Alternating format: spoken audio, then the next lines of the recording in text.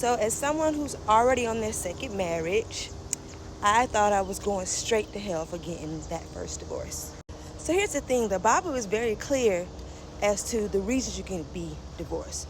The first reason is if the husband dies. The second reason is if there's adultery.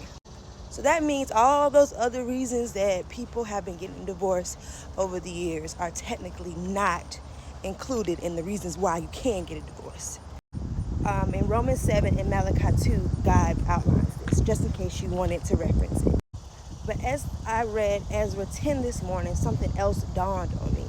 So if you're not familiar, in Ezra 10, there was a mass divorce. I know, never heard of that before, right? Ezra and Shekinah facilitated the divorces of probably thousands of men throughout several cities because those men were married to pagan women. And yes, I had to look it up. Pagan women means they were, at that point, they were not Christian. So yes, these were marriages that were unequally yoked. Whether they were nice people or not was not the topic.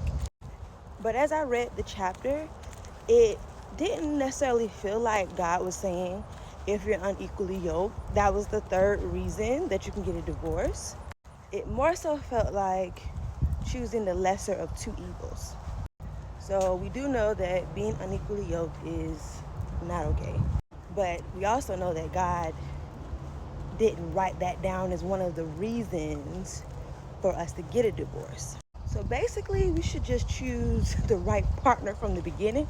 But if you don't, this is the example of what happens when you don't.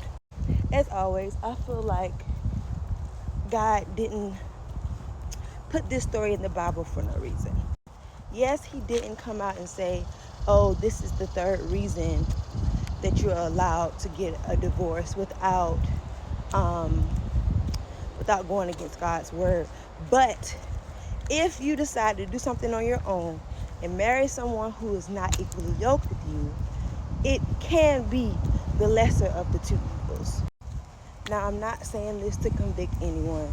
I'm not saying this to judge anyone because I am not the one to judge, okay?